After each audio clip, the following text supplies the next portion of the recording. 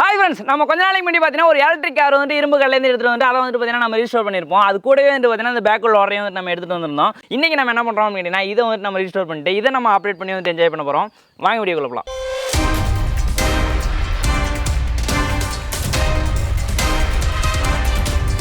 எனக்கு இந்த டாயில் வந்து பிடிக்காத விஷயம் என்ன அப்படின்னா அந்த பக்கெட்டை வந்து பார்த்தீங்கன்னா மண் அள்ளுது இல்லையா, மண் அள்ளிட்டு அதே இடத்துல தான் திரும்பவும் வந்து கொட்டுற மாதிரி இருக்குது. சைடில் வந்து திருப்பி இந்த மாதிரி கொட்டும் இல்லையா, அந்த மாதிரி ஆப்ஷன் வந்து இல்லை.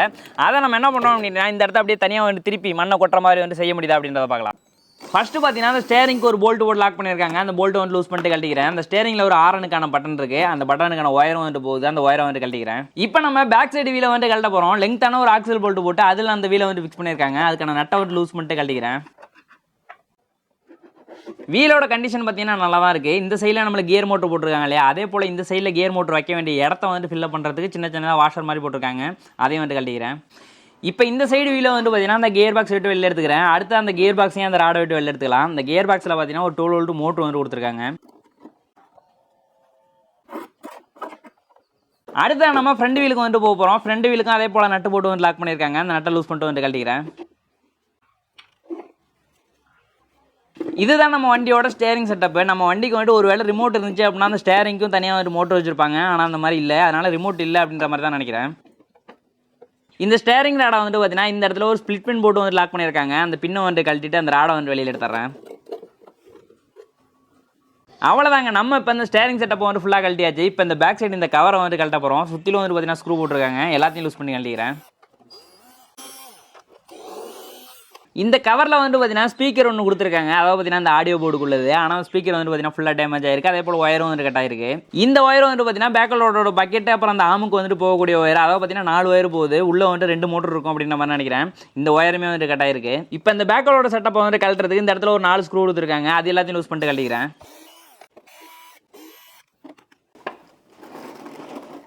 அவ்வளோதாங்க, நமக்கு இந்த கை மட்டும் தனியாக வந்துருச்சு. இது வந்துட்டு எந்த இடத்துல எப்படி உட்காந்துருந்துச்சு அப்படின்ற வந்துட்டு காமிக்கிற மாதிரிங்க. இப்படி தான் நம்ம கழட்டி எடுத்துருக்கோம்.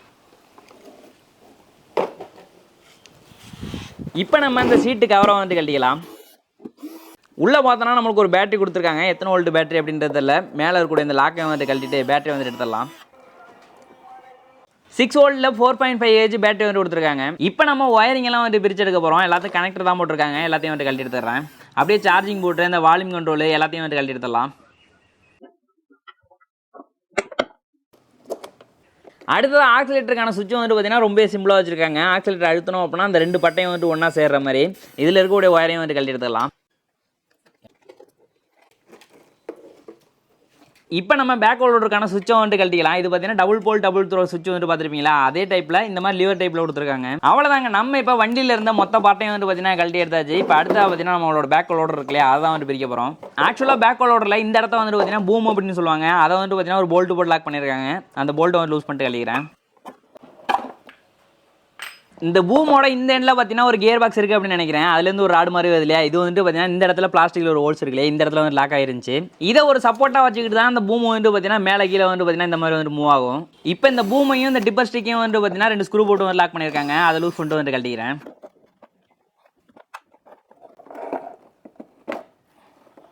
நம்ம நினச்ச மாதிரியே பார்த்தீங்கன்னா 2 மோட்டர் வந்து கொடுத்துருக்காங்க. 2 மோட்டருக்குமே கியர் பாக்ஸ் இருக்கும் அப்படின்னு நினைக்கிறேன். இப்போ நம்ம ஓப்பன் பண்ணி பார்த்தலாம். இப்போ நம்ம அந்த பூமுக்கு வந்துட்டு பார்த்தீங்கன்னா சுற்றிலும் ஸ்க்ரூ போட்டுருக்காங்களே, அது எல்லாத்தையும் வந்து கழட்ட போகிறோம். ஆனால் அந்த ஸ்க்ரூ எதுவுமே வந்து பார்த்தீங்கன்னா கலரில் ஹெட் வந்து பார்த்தீங்கன்னா ஃபுல்லாக துரு பிடிச்சி டேமேஜ் ஆயிடுச்சு அப்படின்னு நினைக்கிறேன். அதனால இப்போ என்ன பண்ணுறோம் அப்படின்னா இந்த 2 செட்டப்பும் வந்து ஜாயிண்ட் ஆகுது இல்லையா, ஜாயிண்ட் ஆகிற இடத்துல தான் நம்மளுக்கு அந்த ஸ்க்ரூ வந்துட்டு போயிருக்கும். அந்த ஸ்க்ரூவை வந்துட்டு நம்ம கட் பண்ணிக்கலாம்.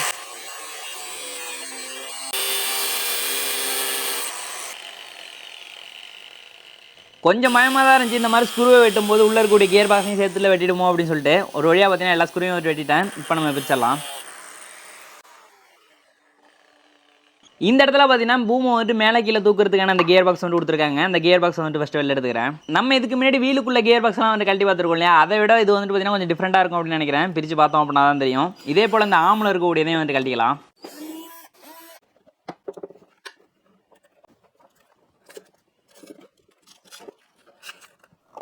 ரெண்டு கியர் பாக்ஸுக்கும் பெருசாக வித்தியாசம் இல்லை, ஒரே மாதிரி தான் இருக்குது. அதே நேரத்தில் இந்த பக்கெட்டுக்குன்னு வந்து பார்த்தீங்கன்னா தனியாக வந்து கியர் பாக்ஸ் வைக்கல.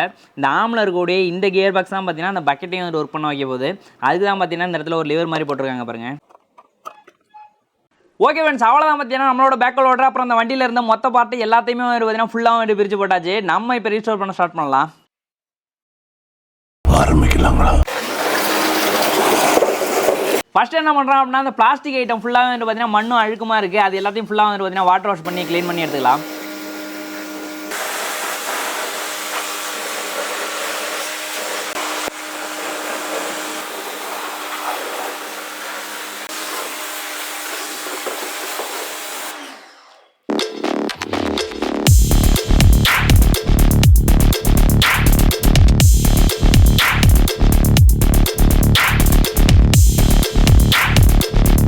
இது வந்து பார்த்தீங்கன்னா வீலோட கியர் பாக்ஸ் சுற்றணும் நல்லா ஃப்ரீயாக தான் சுற்றுது, எந்த பிரச்சனையும் இல்லை.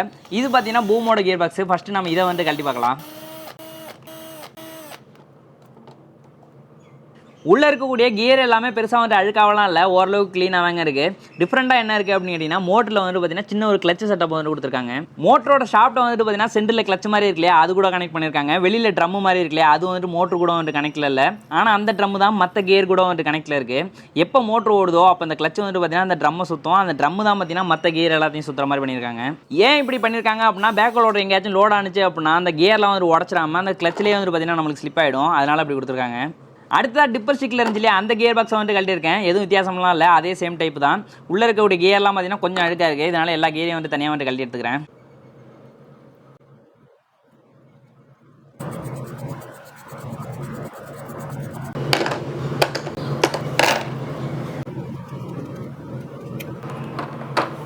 அவ்வளோதாங்க, நம்ம இப்போ கியர் பாக்ஸை வந்து அசம்பிள் பண்ணிடலாம். கியர்லாம் ஃபிக்ஸ் பண்ணுறதுக்கு முன்னாடி கொஞ்சமாக கிரீஸை வந்து அப்ளை பண்ணிட்டு ஃபிக்ஸ் பண்ணிக்கிறேன்.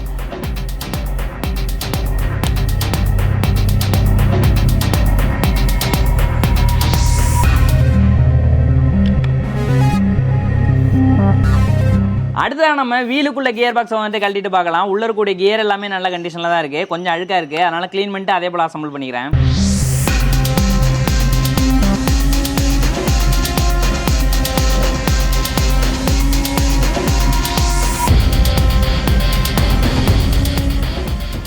அடுத்ததாக நம்ம வண்டியில் இருந்து இந்த சுவிட்ச் எல்லாம் நல்ல கண்டிஷனில் இருக்கா அப்படின்றத வந்து செக் பண்ணிடலாம். ஃபஸ்ட்டு பார்த்தீங்கன்னா அந்த ஸ்டேரிங்கை வந்து ஓப்பன் பண்ணிக்கிறேன். இதில் நம்மளுக்கு ஹாரனுக்கான சுவிட்ச் இருக்குது, அந்த சுவிட்ச் வந்து ஒர்க்கிங் கண்டிஷனில் இருக்கா அப்படின்றத நம்ம மல்டிமீட்டரில் கண்டினியூட்டி மோட் வச்சுட்டு செக் பண்ணிக்கலாம். இந்த எல்லோ கலர் ஒயர் வழியாக நம்மளுக்கு சப்ளை வந்து உள்ளே போகும். பட்டன் அழுத்தணும் அப்படின்னா அந்த ரெட் அப்புறம் பிளாக் வழியாக வந்துட்டு பார்த்தீங்கன்னா நம்மளுக்கு வெளியில் வரணும், அந்த மாதிரி வருது அப்படின்றத செக் பண்ணிக்கலாம். இப்போ நம்ம சுவிட்ச் ஆன் பண்ணோம் அப்படின்னா எந்த ரெஸ்பான்ஸுமே இல்லை. இந்த போர்டு வந்து கொடுத்துருக்காங்க இல்லையா, அந்த போர்டை வந்து கழட்டி எடுத்துக்கிறேன். இப்போ நான் இந்த போர்டில் கூட இந்த பட்டனை வந்து கழட்டி எடுக்கிற பாருங்க. இதுக்கு உள் பக்கத்தில் நம்மளுக்கு கருப்பு கலரில் இருக்கு இல்லையா, அது வந்து பார்த்தீங்கன்னா கார்பனு, அதுதான் அந்த ஸ்ட்ரிப்பை வந்து ஒன்றா வந்து ஜாயின் பண்ணும். ஆனால் அந்த கார்பன் பார்த்தீங்கன்னா ஃபுல்லாக வந்துட்டு தேஞ்சு போயிருக்கு. அதுக்கு நான் என்ன பண்ணுறேன் அப்படின்னா ஒரு தகர ஷீட் வந்து எடுத்து வச்சிருக்கேன். அதுலேருந்து சின்னதாக ஒரு 2 பீஸ் வந்து கட் பண்ணி எடுத்துக்கிறேன். இந்த பீஸை நம்ம அந்த கார்பன் இருந்துச்சு இல்லையா, அந்த இடத்துல கொஞ்சமாக ஃபெவிக்விக் விட்டுட்டு அந்த இடத்துல வந்து ஒட்டிக்கிறேன்.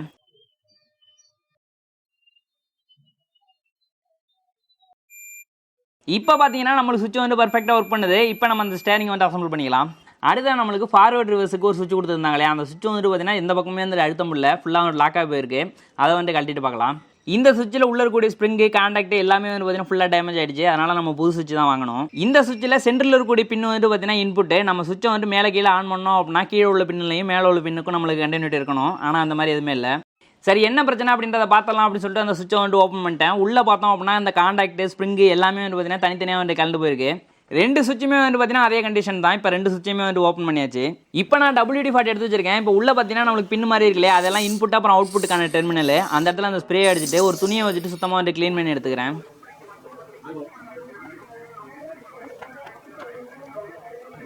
அடுத்ததாக சின்னதாக வந்து பட்டை மாதிரி இருக்குல்ல, இது வந்து பார்த்தீங்கன்னா மெட்டல் கான்டாக்ட்னு சொல்லுவாங்க. இந்த கான்டாக்டையும் வந்து பார்த்தீங்கன்னா சுத்தமாக துணியை வச்சுட்டு க்ளீன் பண்ணி எடுத்துக்கலாம்.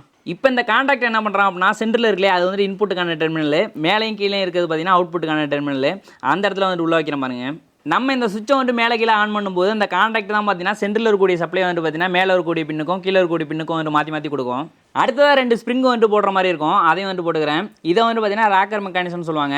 இதுதான் அந்த கான்டாக்ட் வந்துட்டு பார்த்தீங்கன்னா மேலே கீழே வந்து நகர்த்தும். அப்படியே நம்ம லாக் பண்ணிக்கலாம்.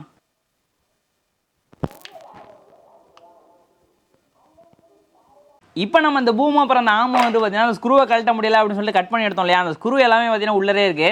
அந்த ஸ்க்ரூ என்ன பண்ணுறோம் அப்படின்னா கிரைண்டிங் மிஷின் வச்சுட்டு ஒரு மைனஸ் மாதிரி வந்து கட் பண்ணிக்கிறேன். இப்போ நான் ஸ்க்ரூ டிரைவர் வச்சுட்டு அந்த ஸ்க்ரூ எல்லாத்தையும் கழட்டி எடுத்துக்கிறேன். இதே போல் நம்மளுக்கு கட்டாயிருக்க எல்லா ஸ்க்ரூவையும் வந்து கழட்டிடலாம்.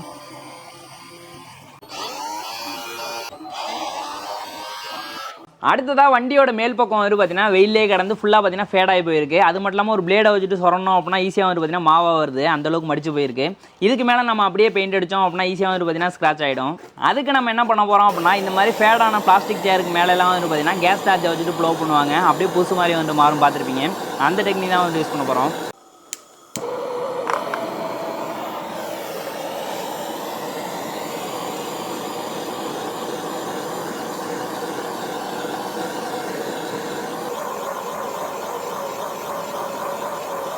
இந்த மாதிரி நம்ம பண்ணும்போது மேலே மடிச்சு போன மாதிரி இருந்துச்சு இல்லையா, அந்த பிளாஸ்டிக் வந்து பார்த்தீங்கன்னா லைட்டாக வந்துட்டு உருகி ஆல்ரெடி ஸ்க்ராட்ச் இருந்துச்சுன்னா அந்த ஸ்க்ராட்சையும் வந்து ஃபில் பண்ணிடும். அதே நேரத்தில் மேலே ஒரு லேயர் வந்துட்டு மடிச்சு போயிருந்துச்சு இல்லையா, அது அப்படியே கொஞ்சம் ஸ்ட்ராங் ஆகிடும். அதனால் ஃபுல்லாக அந்த மாதிரி பண்ணிக்கலாம்.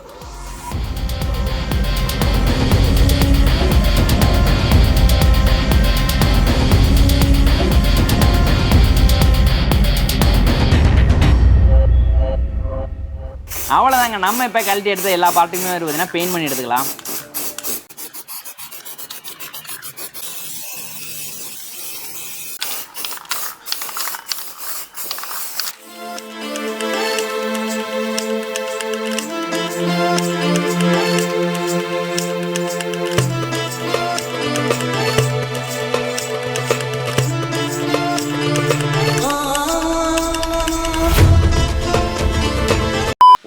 அவ்வளோதான் பார்த்தீங்கன்னா நம்ம கழட்டி எடுத்த எல்லா பார்ட்டுமே வந்து பார்த்தீங்கன்னா சுத்தமாக வந்து க்ளீன் பண்ணிட்டு பக்காவாக வந்து பெயிண்ட் பண்ணியாச்சு. எல்லாமே பார்த்தீங்கன்னா பார்க்குறதுக்கு அப்படியே புதுசு போல இருக்குது. நம்ம இப்போ அசம்பிள் பண்ண ஸ்டார்ட் பண்ண வேண்டியதான். அதுக்கு முன்னாடி நம்ம வண்டியில் வந்து ஒயரிங் வந்து எப்படி பண்ணியிருந்தாங்களோ அதே போலயே நான் தனியாக வந்து பண்ணி வச்சிருக்கேன். அது எப்படி பண்ணியிருக்கேன் அப்படின்னு சொல்கிற பாருங்க. இந்த வண்டியிலேயே இருந்த இந்த ஆடியோ போர்டோட கண்டிஷன் வந்து பார்த்தீங்கன்னா நல்லா தான் இருந்துச்சு, அதனால் அதே போர்டே வந்து யூஸ் பண்ணிட்டேன். அடுத்த ஸ்பீக்கர் வந்து டேமேஜ் ஆயிருந்துச்சு, அதனால் புது ஸ்பீக்கர் வந்து வாங்கியிருக்கேன். அடுத்தது பார்த்தீங்கன்னா பேட்டரி வந்து பார்த்தீங்கன்னா இதில் இருந்த பேட்டரி வந்து டேமேஜ் ஆயிடுச்சு, அதனால் புது பேட்டரி வாங்கியிருக்கேன். இப்போ நான் மெயின் ஒயர் எடுத்து பேட்டரி கூட வந்து கனெக்ட் பண்ணுற பாருங்க.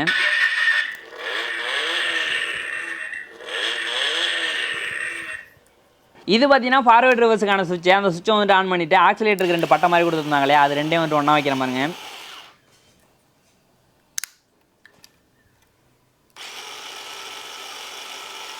அடுத்ததாக இந்த சுவிட்சில் இருந்தே ப்ளஸ் மைனஸ் எடுத்துகிட்டு போயிட்டு நம்ம பேக் லோடருக்கான சுவிட்ச் கூட வந்து கனெக்ட் பண்ணியிருக்கேன். இந்த சுவிட்சை வந்து ஆன் பண்ணி காமிக்கிற பாருங்க.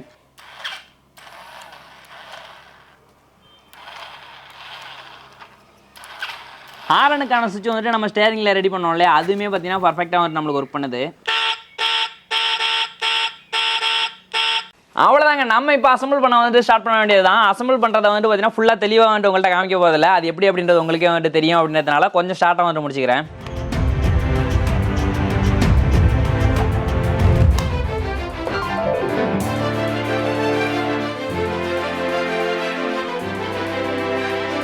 இதை அப்படியே தூக்கி நம்ம இந்த இடத்துல வந்து ஃபிக்ஸ் பண்ண வேண்டியது தான். ஆனால் நம்ம முன்னாடியே சொன்னாலே இதை வந்துட்டு நம்ம திரும்புற மாதிரி வந்துட்டு பண்ண போகிறோம் அப்படின்னு சொல்லிட்டு அதுக்காக பார்த்தீங்கன்னா நான் ஒரு பிவிசி ஷீட்டை வந்துட்டு கட் பண்ணி வச்சிருக்கேன். அது என்ன ஷேப்பில் இருக்குது அப்படின்றத நீங்கள் பார்த்தீங்கன்னாலே தெரியும்.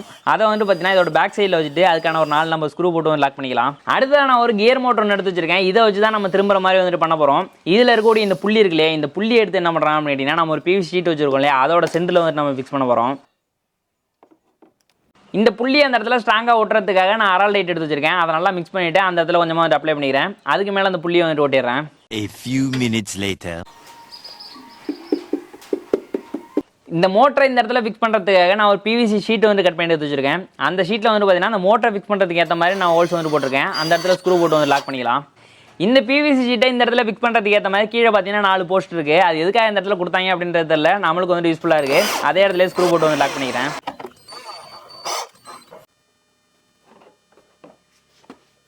இப்போ இந்த புள்ளியை வந்து பார்த்தீங்கன்னா அந்த மோட்டர் ஷாப்ல உட்கார வச்சுட்டு அந்த புள்ளியில் ஒரு போல்ட் இருக்குல்லையா, அந்த போல்ட்டை நம்ம டைட் பண்ணோம் அப்படின்னா கரெக்டாக லாக் ஆகிடும். ஆனால் நம்ம இப்போ லாக் பண்ண போகிறதில்ல, இந்த வண்டியில் வந்துட்டு நம்ம இன்னும் அசம்பிள் பண்ண வேண்டிய ஐட்டம் இருக்குல்லையா, அதெல்லாம் பண்ணிட்டு ஃபைனலாக நம்ம அதை வந்து ஃபிக்ஸ் பண்ணிக்கலாம்.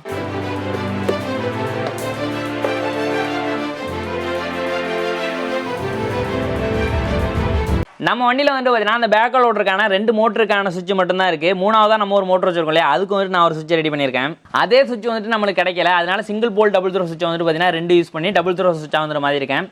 இந்த சுவிட்ச் வந்துட்டு பார்த்தீங்கன்னா இந்த இடத்துல கேப் இருக்கு இல்லையா, இந்த இடத்துல வந்து ஃபிக்ஸ் பண்ணிக்கலாம்.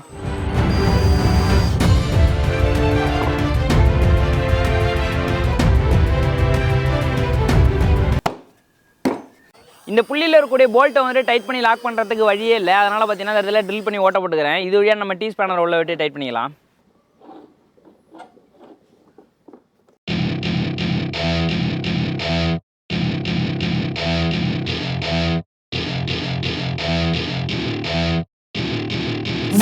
my party, we're just getting started. A life is a dream or a nightmare scarring. Hand me a drink cause I think I'm going all in. Get me a shrink who can catch me when I'm falling. Okay friends, நம்ம இப்போ நம்மளோட வண்டியை வந்து பார்த்தீங்கன்னா test drive வந்து பண்ணி பார்க்க போகிறோம். நான் இப்போ தான் பார்த்தீங்கன்னா வண்டிக்கு மேலே வந்து ஏற போகிறேன். நம்மளை வச்சு இழுக்குமா அப்படின்றதெல்லாம் வந்து தெரியல. ஏறி வந்துட்டு உட்காந்துடலாம். இப்போ ஃபஸ்ட்டு பார்த்தீங்கன்னா ஆன் ஆஃப் பண்ணுறதுக்கான சுவிட்ச் இருக்கு இல்லையா, அதை வந்து ஆன் பண்ணிடலாம். வாவ், சவுண்டே வேறு லெவலுங்க. ஓகே, இப்போ பார்த்தீங்கன்னா ஆக்சிலேட்டர் வந்துட்டு அழுத்த போகிறேன். ஃபார்வர்டு ஓட்டுவோம். செருப்பு போட்டுட்டு ஆக்சிலேட்டர் வந்துட்டு மிதிக்க முடியலைங்க, இடம் மொத்தம் பண்ணுது. அதனால் செருப்பு கழட்டி போட்டேன். இழுக்குதா அப்படின்றத பார்த்தலாம். இப்போ வேற லெவலுங்க. நான் கூட இழுக்காது அப்படின்ற மாதிரி நினச்சேன், ஆனால் நல்லாவே வந்து இழுக்குது. மோட்ரு உண்மையிலே செம பிக்கப்புங்க, செமையாக வந்து இழுக்குது. எனக்கே இந்த அளவுக்கு இழுக்குது அப்படின்னா சின்ன பசங்களுக்குலாம் வேறு லெவலில் இழுக்கும். அப்படியே ரிவர்ஸ் போட்டுக்கலாம். அப்போது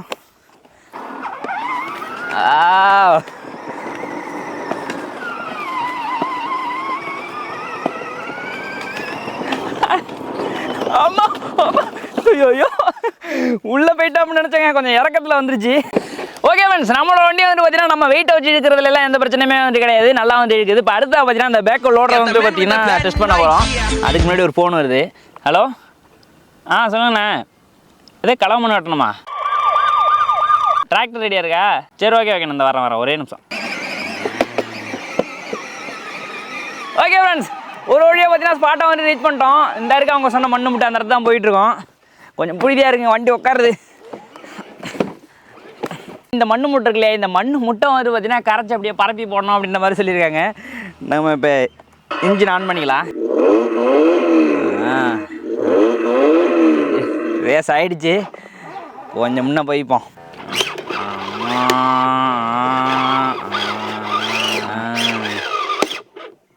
ஓகே, இப்போ அப்படியே சைடில் திருப்புறதுக்கு பண்ணியிருக்கோம் இல்லையா, அப்படியே சைட்லேயும் வந்து திருப்பிக்கலாம். செமையாக இருக்குங்க. இதை நம்ம பண்ணலை அப்படின்னு வச்சுக்கலாம், இந்த ப்ராஜெக்டே வந்து ஒர்த்தாக இருக்கும். சரி, வேஸ்ட் ஆகிருக்கும்.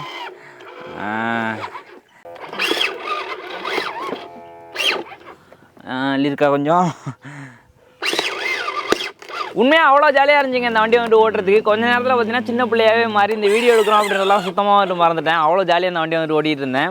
பக்கெட்டை வச்சுட்டு மண்ணை நிறவாங்க இல்லையா, அந்த மாதிரிலாம் வந்துட்டு நிறைய பார்த்தேன். செம ஜாலியாக இருந்துச்சு. இப்போ நீங்கள் எனக்கா என்ன பண்ணுறீங்க அப்படின்னா, இந்த வீடியோக்கு வந்துட்டு ஒரு லைக்கை கொடுத்துட்டு இந்த பேக்கோலோட டாய் வந்து யாருக்கெல்லாம் பிடிக்குமோ அவங்க எல்லாருமே பார்த்தீங்கன்னா ஒரு ரெட் கலர் ஹார்ட்டை வந்து சென்ட் பண்ணுங்கள்.